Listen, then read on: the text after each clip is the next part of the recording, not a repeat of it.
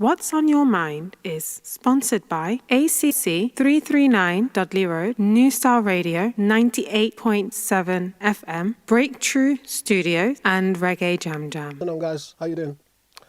Welcome to another program in the series of What's on Your Mind. The program is produced by Breakthrough TV, and I am Carl. Also want to say a big shout out to our sponsor, Reggae Jam Jam. Let me say thank you. I want to say thanks to our wonderful guest we had on the program last week, Alicia Scott. And don't forget to check out her album, The Windrush Baby. Wonderful artist from Wales. We say massive respect to her for taking the time out to be on our program last week. Also want to say big shout out to all you guys who tuned into the program once again. Let me say thanks all of you. I want to say today is a very special day for me. Strange day, but it's very special. I was a bit squeezy this morning, you know. This was running down my face. Today's my mother's birthday, you know, the 15th of November. My mother was born the 15th of November. And she was born in a little place in Jamaica called Baileystown and Alston. And it sits in the parish of Clarendon, Jamaica. So that was it. She left us in 2016. So today was like a very good day, but it was also a very, very hurtful day because without my mother, I would not be here. You know what I mean? She was absolutely a great and wonderful lady and very, very well-educated lady also. Actually fantastic. So we say we have to say big respect to Mama Lee, yeah? Also, all you guys down there in Baileystown, Alston, big shout out to you, wherever you are. I know a lot of us, there have been a lot of us that actually comes from that village. And a lot of us are spread out across the world. Let me say a big shout out to you, know what I mean, wherever you are in the world. And all you guys who actually went to Alston High School, and even Baileystown Primary School, you're now on the map. Big shout out to you. Also want to say big shout out to our wonderful guest we had, Mr. Tipper Irie. Go and check out Mr. Tipper Irie. On a program we did at New Star Radio Live. You can also see those programs where we actually interview him. Also, Kurt Diamond on New Star Radio Live. Go and check those wonderful programs out. Just go to YouTube and type that in and you'll see it. And you can also go and see all our programs we've actually done. You know what I mean? Just go to YouTube and type in What's on Your Mind, Breakthrough TV with Carl Campbell. You will actually see that there, yeah. Also want to say big shout out to Mayor Music Mayor. Yeah, Mayor always watches the program. I think that's his name. Mayday Music Mayor. Or is it Mayday Mayor Music? Yeah. He's looking at me and thinking, wow.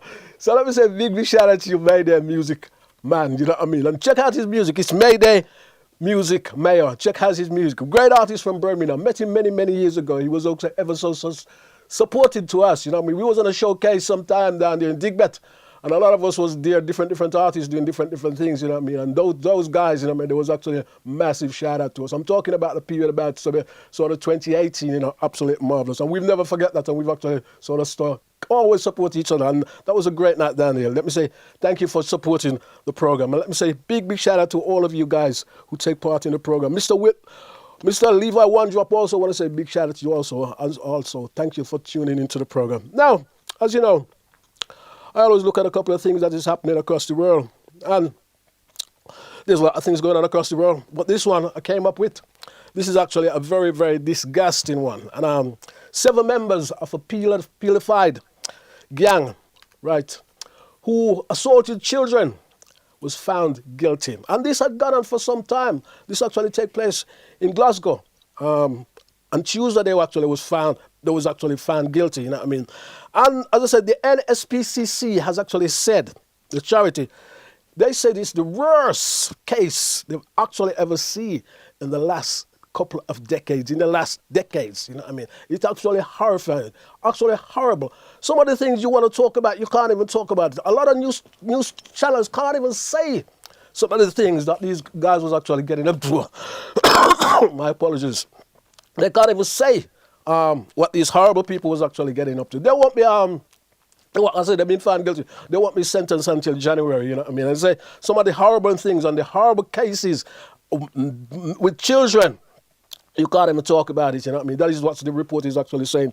And you don't know why people do like that. And you know how I feel about when people mess with children. You know what I mean? I don't know why they keep messing with children. Why don't they mess with their own selves? You know what I mean? It's absolutely disgusting. So, I can't even use the word which I actually want to use. Yeah, don't forget to like, share, and subscribe to the program.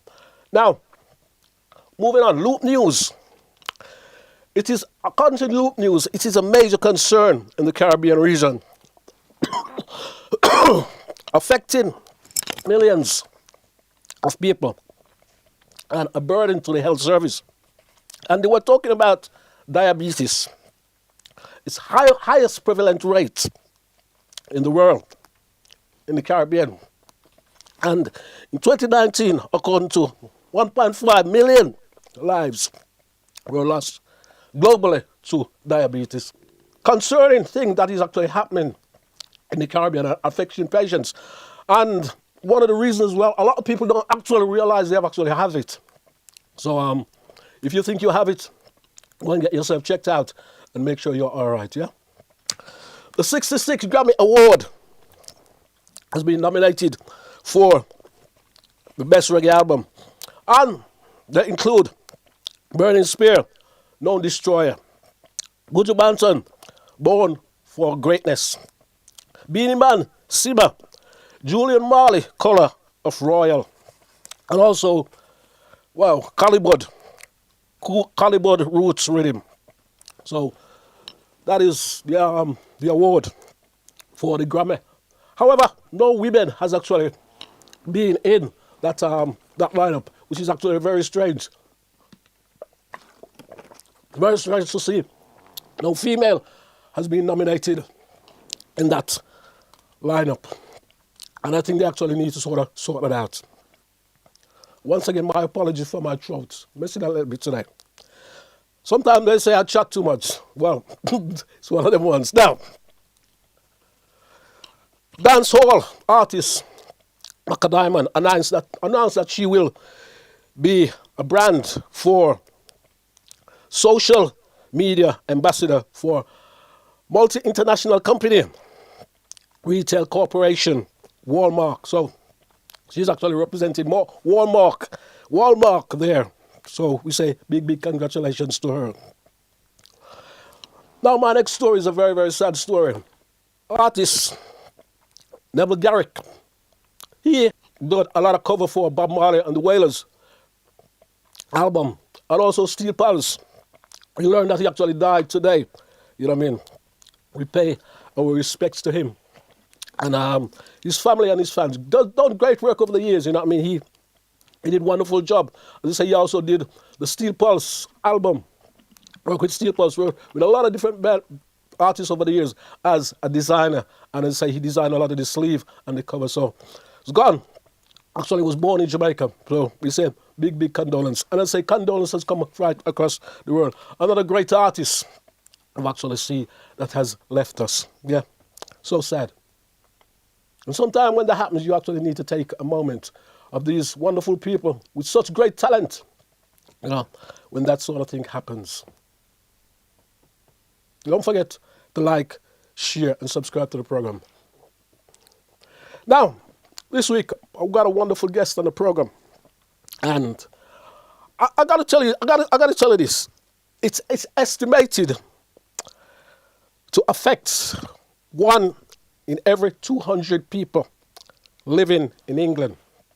I'm talking about sickle cell disease. My guest this week is an author, a speaker. She wrote quite a few books, and she's an expert in the field of sickle cell. Jenica Leah, are you there? How are you? I'm here. Welcome to Breakthrough TV. How are you? I'm not too bad. I started cough when we did this. I know. I was coughing. You know this. When we did this before, I was fine. As soon as you said we're starting, that was it. I know. It's ridiculous, isn't it? But we got to carry on. So, how are you? I'm good. What have you been up to? I'm good. I've been working, traveling. I think I'm settled now for hopefully for the rest of the year. And I must say, you're in Jamaica.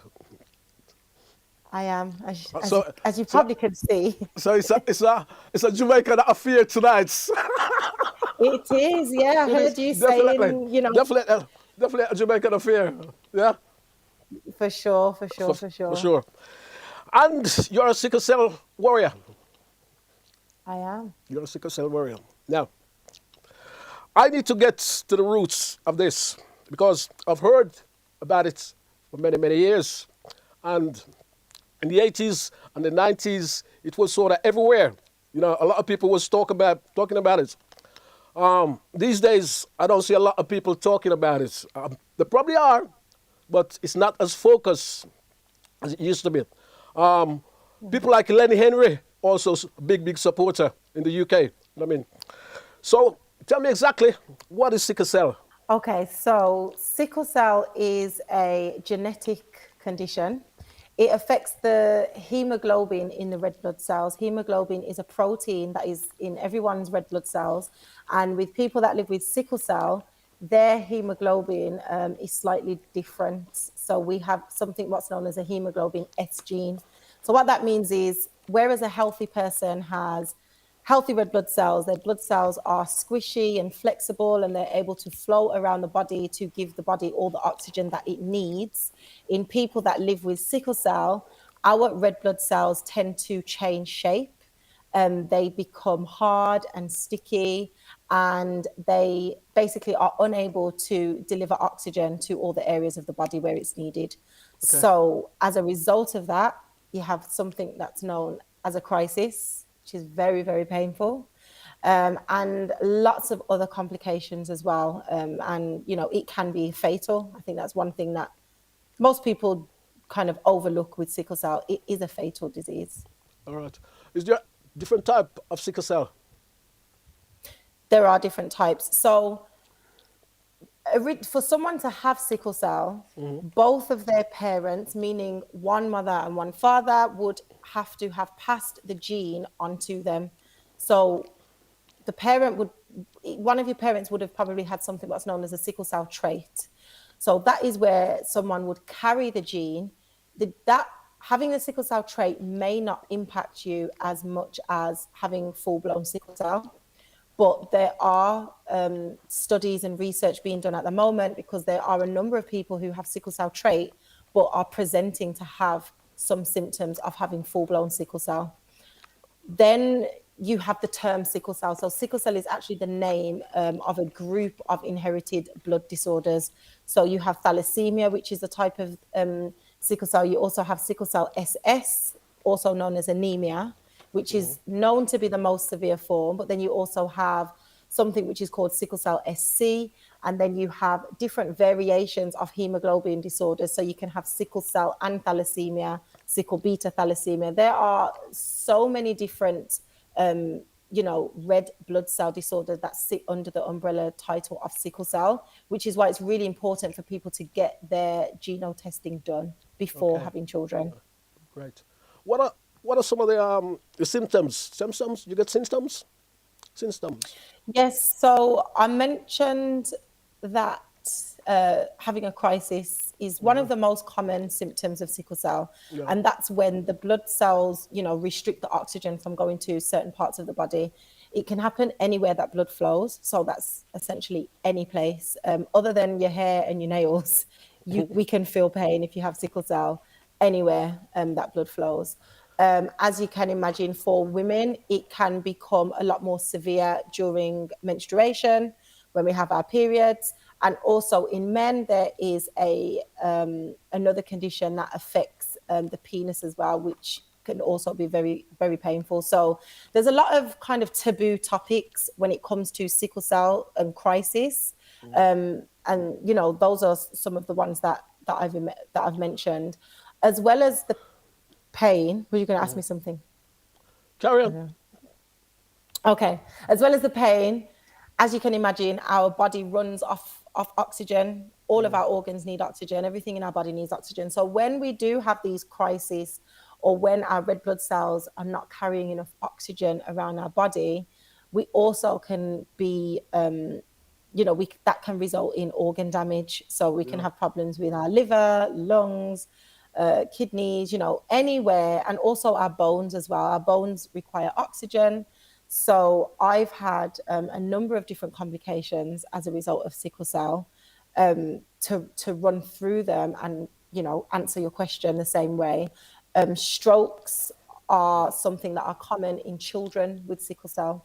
So children with sickle cell are 40% more likely to have a stroke than, anyone else really. And that's quite unheard of because we would associate strokes with, more, I would say, people of a more life experience. I don't want to call them what everyone calls them. Yeah, yeah. And how You how know, common is how common is it? How common is sickle cell? How common? in the UK, sickle cell affects, it has to be more than 17,000 people. Yeah, And across the globe, you're talking over 20 million people. yeah. So it's actually the most common genetic disorder in the world. And it is also the fastest growing genetic disorder in the Yes, world.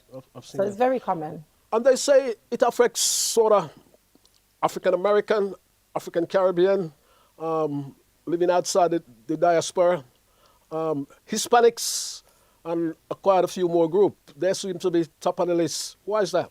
Well, the history of sickle cell, if you dive into kind of like the history, sickle cell is said to it's been most prevalent in countries that are high in malaria. So if you think Africa, the continent of Africa, if you think India, Mediterranean, sickle cell trait was actually a genetic mutation to help people survive the symptoms of malaria, not meaning that they don't catch it. So people that have sickle cell trait probably are less likely to die from symptoms of malaria. What we didn't know is that years later, that genetic mutation that helped, people survive malaria actually turned out to be sickle cell trait, which can lead to children and being born with the full-blown disease. So Okay. places that are prevalent with malaria have the highest population of people living with sickle cell, and Nigeria actually has the highest in the world. Sorry. And when did you find out you had sickle cell? So sickle cell being a genetic condition, anyone who has the full-blown disease, they will be born with it. Okay. In the UK, there's something called a heel prick test, which is done in newborn screening. So all babies that are born are generally tested for sickle cell along with other diseases. So once you have that test done, you usually get the results in about 6 weeks. So my parents found out that I had sickle cell 6 weeks after I was born. Yeah. They got a letter in the post, and I had my first crisis within the first few months of being alive. And what was that like? I mean, what would your parents But like, say that was like? for them, they didn't really know what was happening. This is back in the 80s. I know I don't look it, but back in the 80s, there wasn't a lot of information around about sickle cell. So they knew I had something called sickle cell. They didn't really know what that was, how that would impact me. And my first crisis was actually, I had pneumonia. I Wow. ended up having pneumonia. And yeah, and I think for the majority of my childhood, I often was in hospital with crisis and chest infections, pneumonia, and that sort of stuff. Treatments? What are some of the treatments? So, I mean, one of the things I have to say is that sickle cell is so underfunded and so under-researched. Yeah. Sorry. It's quite, it makes me quite angry, actually. It's quite upsetting. So because of that, I mean, we've had one medication. We only had one treatment for sickle cell for over 20 years, which Yeah. was a drug which is supposed to reduce the amount of crisis that someone can have. Yeah. Also, something that's really common now, which a lot of people might be hearing about in the community, is blood transfusions. So blood transfusions really help people living with sickle cell because, of course, it affects the red blood cells. And for people that live with sickle cell and thalassemia, we rely on blood because, of course, we need oxygen in our blood to help us function. It reduces fatigue and lots of various different things. So the need for more blood donors is very important, and in particular, Black blood donors as well. How easy is it to get help? It isn't. It's not. It's not. I mean, I'd have to be more specific with relating to the question, but help is there depending on where you are, what city you're in. Okay. If we're talking about the UK and you're in London, you might say that you get better care if you are in London versus if you're in the outer regions of the UK. But there are charities where you can get support from. In Birmingham, there's some really amazing charities. You've got Oscar Birmingham. You've also got a charity called Oscar Sandwell, where they are actually set up to help children that are, growing up with sickle cell, and also families, because we have to remember it's not just the people living with the condition, it also impacts then their loved ones, their family, the people that care for them. It can be a huge impact on them as well. So there are places that you can go, but I think there needs to be a lot more help and support. That's my opinion. One of the main treatments that is common in the UK is blood transfusions. And at the moment, a lot of, the community or the listeners might have noticed that from the NHS's point of view, there's been a bigger call for more Black blood donors, in particular people that come from African or Caribbean heritage. The reason for that is because, as we mentioned earlier, sickle cell predominantly affects people of African and Caribbean descent. And the type of blood transfusions that we require are regular. So it wouldn't just be a one-off in the case of an emergency. We actually have blood transfusions, or something known as a blood exchange, every 4 to 6 weeks. And when you have to have regular blood, it's really important for that blood to be as close a match to your own as possible. So one of the key things that we can do to ensure that blood is close match is to match the blood by your ethnicity. So Black people are 10 times more likely to carry a subtype called RO, and that RO subtype is actually more common in people that live with sickle cell. So the reason why we need more Black blood donors is not because of, some of these crazy stories about, that I sometimes hear. But I'm someone who has needed blood transfusions back in the day. I've also needed a blood exchange, and they have been life-saving treatments for me.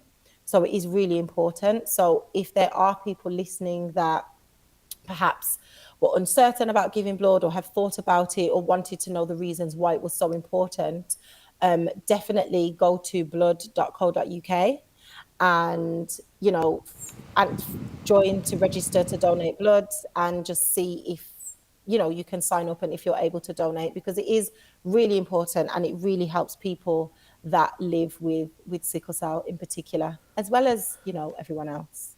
Great. Absolutely. That is a very, very good explanation. Thank you for that. Yeah. It is a live stream, and I have to step out the room. I know. No, Thank that's you. fine. I mean, happy to keep it going, Yeah, that's great. That's great. And you wrote quite a few different books over the years. I have. Tell us what you actually, So and your award-winning author. Yeah.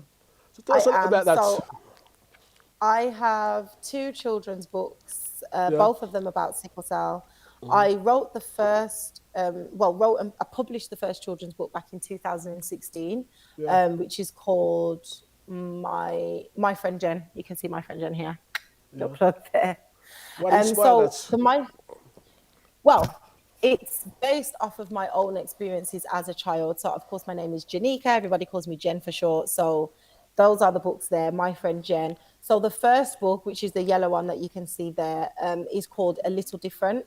And that book is, it basically explains what sickle cell is and how someone living with sickle cell can stay well, like the basics. So getting plenty of rest, staying hydrated, and making sure that they stay warm. I would say those are the 3 main things that can avoid an unnecessary crisis sometimes. So those are the basics, and it just explains, me as a child, how that looked. The second book, which is a purple one, which was published in 2020, that one explains, it's called The Checkup, and it's all about when Jen goes to the hospital, what she has to do, and, what that journey's like going for a hospital checkup. Tell us about some of those journeys when Jen goes to the hospital. I mean, the reason why I particularly shared, The Checkup as one of the second books is because I realized that for a lot of people, if you're healthy and you're well, some people don't go to the hospital. They don't know what that experience is versus someone that lives with sickle cell. I mean, I used to go to the hospital every 4 or 6 weeks. Yeah. Or some people might go every 6 months if they're healthy, but that was something that I regularly had to leave school early, Yeah. once a month to go to the hospital for my checkup. I'd have to speak to the doctors to say how I'm feeling and have a blood test done, have my blood pressure done, get my height measured, my weight measured, all these things that unless you're someone that's really, you go to the hospital. Some people don't. I spoke to a friend actually, and she never had a blood pressure taken, never had a blood test done because Wow. she's healthy. She's a blessing. So I Yeah. thought it was really interesting to share that journey. And that is something that most children with sickle cell will have to experience. Yeah. So it's good for one of the things I think is really important is that for people that live with sickle cell, it's not just about the person that lives with it. I've said this already. It's also about their family, their friends, and their support system. Yeah. So if they're unwell, it's important for the people that support them to know how to look after them and what things they go through so they can advocate for them if they're unable to, if they're sick, if they're not well, if they can't speak, if they're in pain. So my friend Jen, and it's told from the perspective of Jen's friend. So it's about educating the people around Jen and her community to Yeah. encourage them to be able to advocate for her as well. Great, great. You also mentioned that you had, you had. I was going to ask you. What I want. It's a strange question because you said you had it all your life. So you've never. The question I was going to ask: how do you think it's affected your life? Because you've never known anything else. I haven't known anything else, but even with not knowing anything else, Yeah. we see, people around us, and we know what our idea of healthy would look like if we didn't have sickle cell. I think Yeah. everyone that lives with sickle cell would agree that there are times where we would think, if I didn't have sickle cell, perhaps I could have done this or perhaps I could have done that. For me, it impacted my life a lot, really. As I mentioned, when I was growing up, I had a lot of complications. I had a stroke when I was 13. I needed my gallbladder taken out when I was 24. I had a hip replacement at the age of 25. I've had, issues with my liver, issues with my lungs. And ultimately, the journey that I've been on with my sickle cell and the symptoms that I've had and all of the complications and the severity of it, even as, as much as my parents being told that I probably wouldn't make it through the night on one occasion, have led me to make certain decisions that have been better for my health today, but Yeah. also perhaps at the expense of me being surrounded by my family and friends. So like me being in Jamaica and it's now, November coming Yeah. into the winter period of the UK. I was going to ask you It's that just, because you live in Jamaica. Is that an yeah. advantage? Is that better for your health? Silly question, Carl, but I still got to ask it. Well, there's various different ways you can look at it. Yeah. I would say it's definitely better for my health from a physical perspective because I'm in hospital less. The climate over here, I mentioned that it's important for people who live with sickle cell. Cold weather or cold and damp environments can be a trigger, as well as Yeah. the sudden change in temperature. So being in a warmer climate definitely makes a huge difference. Mentally, I can admit that it's been difficult because no one's here. All my friends that I Yeah, I was grew up going to say, with, in that context, yeah. my godchildren, my parents, I don't have the support system that I have in the UK in Jamaica. So whenever I am here in these winter months, sometimes it can be a struggle adjusting and but I'm finding my tribe, something that I like to encourage, especially people who live with a chronic illness and an invisible illness. I think finding your tribe is really important, finding people that can support you. They may not have known you all your life, but you can teach them a thing or two and show them the signs and build a support system that works for you. Yeah. I So know you regular active. You're a regular active person. Are you regular active, or how I'm does that? more Or have you got active. limitations? I definitely had or have limitations. So which people would never believe because I have such long legs. They always think I do some sort of sports or athletics or Okay. basketball or something. But I guess because of the amount of issues that I've had, particularly with my lungs, like pneumonia and something called acute chest syndrome, which is a sickle cell crisis that takes place in the lungs, I don't do as much sports as I probably could have. And when I was in the UK, I definitely wasn't that active because I never used to like going outside if it was cold. But there's nothing to say that people living with sickle cell cannot be active. You Okay. know, we have people that do athletics, people that play sports, people that swim. So there's nothing to stop you. I think with sickle cell, the thing is you just have to find what works for you. It's something that affects everyone differently. So me explaining my journey with sickle cell, if you was to speak to someone else that has sickle cell, their journey might be completely different. It could be a lot worse. It could even be a lot better than mine. So it affects everyone differently. So one thing that I would say to people that live with sickle cell is just try everything at least once and find what works for you. Yeah. Oh, great, great. And as I say, what about how do you encourage other people where you are with what you've got? How do you encourage other people who sort of a lot younger than you and a little more newer to this, even though they're sort of born with it? How do you encourage younger people? Well, first of all, I have children's books. So that just goes to kind of demonstrate my passion, I would say, for the younger generation. That's the future. So I know that my journey and my childhood with sickle cell wasn't particularly a great one. I was very isolated.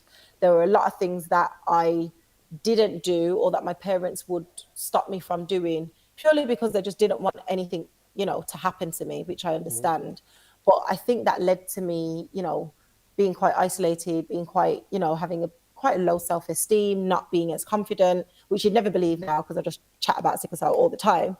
Yeah. But so one of the things that, I wrote my children's book, but I also was a volunteer. So I volunteered for the Sickle Cell Society on their youth program in the summers. And I also used to work at Oscar Birmingham, which is an amazing, amazing charity based in Birmingham. And actually, when in your intro, you mentioned Tipper Irie.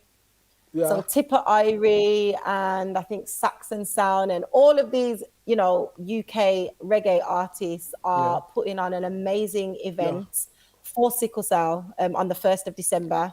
So people should definitely go and check that out. Reggae for a Cause. It's on the 1st of December. And the proceeds will be going to Oscar Birmingham and Oscar Sandwell as well. So, these charities are really there. They're grassroots charities, organizations in the community, and they really do help the community. I used to go there as a child. So me then becoming a youth mentor and then working there for a couple of years, it was kind of my way of giving back. And I tell you, the generation of children with sickle cell that are growing up today, they're a force to be reckoned with. I think they're going to make really great impact for sure. Okay. You've been in Jamaica. What is the support system for sickle cell in Jamaica? In Jamaica. So Have you come across one of the the support things that system, or have you got involved any of the support system in Jamaica? we have, so the my friend Jen in the UK is, we still run our projects and we do everything else. But since I've been spending a lot of time here, the first thing I did was I did a book donation project back in 2020. So 2020, 2021, during the COVID, I done a fundraising event in the UK and donated some of my books to the Sickle Cell Unit. And they also have a foundation here, the Sickle Cell Support Foundation of Jamaica. So they do what they can for the sickle cell community. And I think a lot of people would probably assume that, Jamaica probably doesn't have a great support system or they don't have the same resources. One of the things I will say is that they do a lot with what they have. And I would Okay. definitely not underestimate it. When I tell people that I spend a lot of time in Jamaica, they suddenly think, oh, what about your sickle cell? What about healthcare and stuff like that? But there's an amazing unit down at UWI, the University Hospital of the West Indies. There's a sickle cell unit there. They've got some of the best hematologists, which are, doctors that specialize in sickle cell in the world. And they do great work. For my friend Jen, we are in the process. So we're now registered in Jamaica, Yeah. and we're set up as a charity. And what we aim to do is just support some of the objectives of the sickle cell unit and of the foundation that they already want to do, just to support them in executing that and getting more education and awareness and reducing the stigma of sickle cell across the island, because it is different in different countries. What other people think about sickle cell in Jamaica is very different to what people think about sickle cell in the UK. So great. making that You was telling me link. at the start of the program, I don't know if you chat this over while I had to step out the room. You was talking about blood donations and that sort of things. Oh yes, the people them did get the whole thing about the blood They get donation. the whole thing about the whole thing. They got the, so I tell you, I had to what step you'll out the have to room. do, you'll have to watch it back so then But And I was explaining to them. Go ahead, sorry. are you going to write? Okay, let's move on. Writing any more books? You're writing any more books? Potentially. I think at the moment we're so focused on, some of the projects that we're running and launching. Oh, look, that's me on TV in Jamaica. So Okay. I'll about the place. And where was that? All about the place. That was Any? No, I can't say any. that She know was about the place. That's it. She know about the place. No that's any it. night. Not any, just all about the place. That's from me. That was in August. That was in August this year, And what was you doing on there? TVJ. Okay, so what was that? I was invited on TVJ to just talk about sickle cell and my journey with sickle cell and my plans for what I hope to do to support, the sickle cell community in Jamaica. And So that was what sort really of thing are good. you doing? You mentioned a couple of things. Any more things you're doing? Um, we're doing a lot. The one thing with me is that I don't stop. So what we're doing in the UK, we hope to kind of do a similar sort of thing in Jamaica, as well as supporting the unit with other things. I think genotype testing is something that I would highlight as an important thing to happen over here for people to find out if they have the sickle cell trait. Yeah. That's really important. Again, as I mentioned, reducing the stigma. So that might be a case of, doing more education things in schools with young people or with adults in the corporate world, so that people are not stigmatized and penalized for having sickle cell. What are some of the I've what are also some of the stigmas you've heard? Some people would say things like, oh, you have sickle cell, you can't have children. They will think that you are unable to do anything or hold down a job, or, they just have some automatic assumptions that are not always the case. I think everybody probably knows somebody that has passed away from sickle cell and they associate it with that.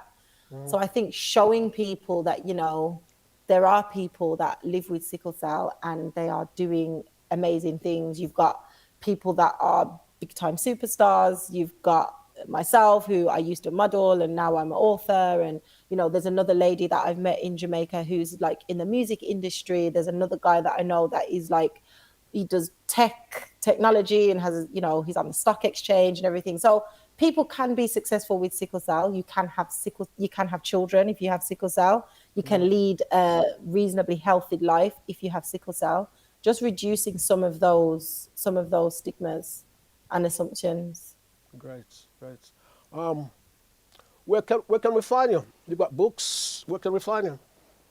So myfriendjen.co.uk. If you go onto our website, you can find out more about blood donation and the importance of the need for donors, in particular Black blood donors. We've got a campaign running at the moment called Change the Records, where we're trying to change the records of the amount of people donating blood. At the moment, people of Black heritage only make up 1.5% of all blood donors. Why is that important? So we really need more. You mentioned it. Why is that important? I would never say. I say African descendants. Why is it important for them to give blood? Okay, I told them already, but I'll tell them again because you wasn't in the room. Okay. So, um, Sorry about there are. my cough took me over. You got anything for It's cough? okay. Yeah, you probably should just come to Jamaica. It'd probably help you, you know. I know, you're right. You're right. You're damn right there, But girl. as I mentioned, the reason for us running this Change the Records campaign and why it's so important is because people that live with sickle cell and also thalassemia require regular blood transfusions every 4 to 6 weeks. And the issue with having regular blood means that you can develop antibodies if the blood is not a close match to your own. Yeah. And some of those antibodies or reactions can be so severe that you can not receive blood again. So it's important that we have blood that is close a match to our own blood as possible. And one of the ways blood is matched is by your ethnicity. So it's more likely that if you're able to donate blood, it's more likely that your blood would be a close match to my blood because we are both from Jamaica. Yeah. We're both Jamaican heritage. A Jamaican thing. You know?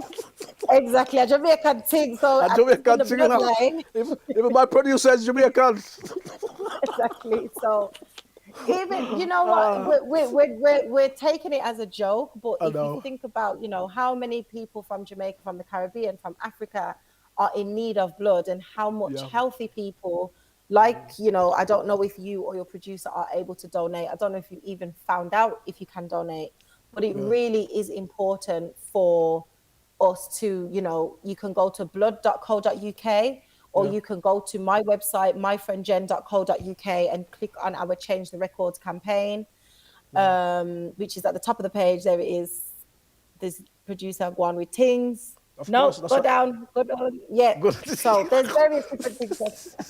I tell him to scroll down. It's right there. Change the Records.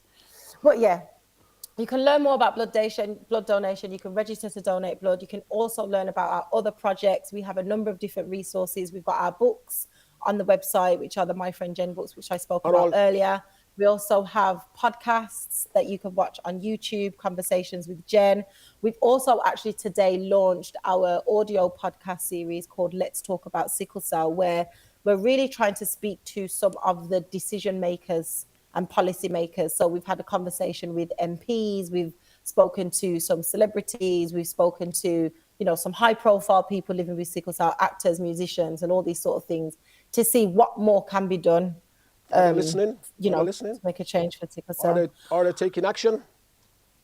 Well, you know, it's easy to think that people are not, but from the conversations I've had with some of the MPs, they are. They're doing what they can. But, you know, even if we think of the state of the world today and what should be done and what is not being done, it's two different things. So, I don't know. Jen, thank you. I'll leave a couple more words with you because we're going to lock it down because my throat is messing around. That's okay. Well, thank you for having me. I need to have a rant. Carry on. Sorry. No, I was just going to say thank you for having me. I know it's been a long time. It's been a long time. And can you send me some of that sun? Or I try. I think the son told me he's not coming back till like March. So I'm sorry, England. You're not coming back to UK till March? No, the son said he's not coming back till about March. So okay. Is it hot there today? It's about 30 degrees. So yeah. Great. It's great having you. Thank you for taking part in the program. My apologies for the cough. She's gone now, isn't it? No problem. I know. As we're wrapping up, it's gone. No problem. Yeah. Take it easy. Take care. Thank you. Bless. Right, guys. There you have it. My very special guest, Jenica Leah. Marvelous. As in Princess Leia. Big shout out to her. Let me say thank you for having her on our program. Now, I need to have a little rant. And I've been talking about this for a while. And I keep missing a point. Let me take this down. Well, the point I keep missing is I was actually talking about royalties and musicians and mainly affecting Jamaican artists over the years. One of the things that I keep needing to mention, which I haven't mentioned, is that, I mean, there's been big things going on about royalties and artists not getting their royalties and that sort of thing. One of the main things I never mentioned is that, and as I say, respect to every artist, I'm not dissing anyone. One of the main things I never mention is that a lot of artists over the years, when they're touring, what they do, say they tour in the UK and somebody has a studio. They go to the studio, somebody says, the studio producer will bill a rhythm. And he will say to the studio producer, will say to him, can you voice this rhythm? Right? So the artist will voice this rhythm. Now, he'll voice this rhythm, and then the producer will actually pay him how much?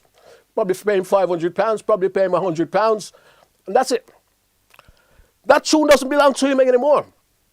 Once the producer pays him, no matter where that tune goes, that tune could be very, very successful. It could hit the chart, whether or not it hit the chart. The artist gets nothing for it. It's a bit like the dub. You know, the dub. So I let me think of artists who probably gave dub. Say Tipper Irie now. Tipper Irie, he's been on that show, so I know he won't mind me saying that. Tipper Irie probably does dub. Now, me as a sound man wants a dub. I will say to Tipper Irie, come and do this dub for me. And I'll pay him that money. Boop. And that's it. Well, it's what happened with a lot of reggae artists. So they'll be traveling across the world and they'll be touring. And somebody in London will say, well, can you come and voice this tune for me? Right? He goes and he voices the tune. Once he's voiced the tune could be nowhere, but the tune can go big.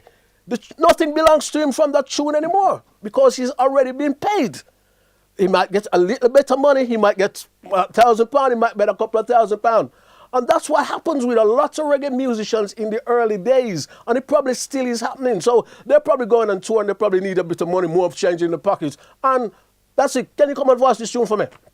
Voice the tune, and that's it.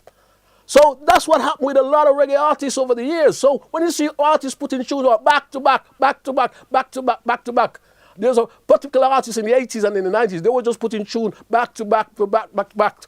Me and Levi One Drop Washington talked about this a couple of weeks ago when he was on the program. And that's what happens because they sign no contract, they just come and voice the tune over, and that's it. So that is one of the downside of what you see a lot of these artists over the years saying they haven't got any rights. Or sometimes you hear their tunes out there all the time, and they still haven't got any rights. So that is actually one of the things that's actually going on, yeah? So hope you understand that a little bit more. I've been trying to explain this and work it out, you know what I mean, for a long, long time, which I know is happening. I've actually experienced this myself, and I've been trying to say, well, how does this work? So that is also one of the parts, you know what I mean, that I want you to actually get across to you guys. That's how it works. Don't forget to like, share, and subscribe to the program. And I say big shout out to our sponsor, the Reggae Jam Jam. My time is almost coming here because my throat is actually really playing me bad tonight. So, I haven't got COVID. I did have a bad cold. It's getting better, believe it or not. You know what I mean? Let me say, don't forget to like, share, and subscribe to the program. Thanks to my wonderful guest, Jenica. My cough is coming back, so I'm going to go. Take care. It has been a live stream. God bless you.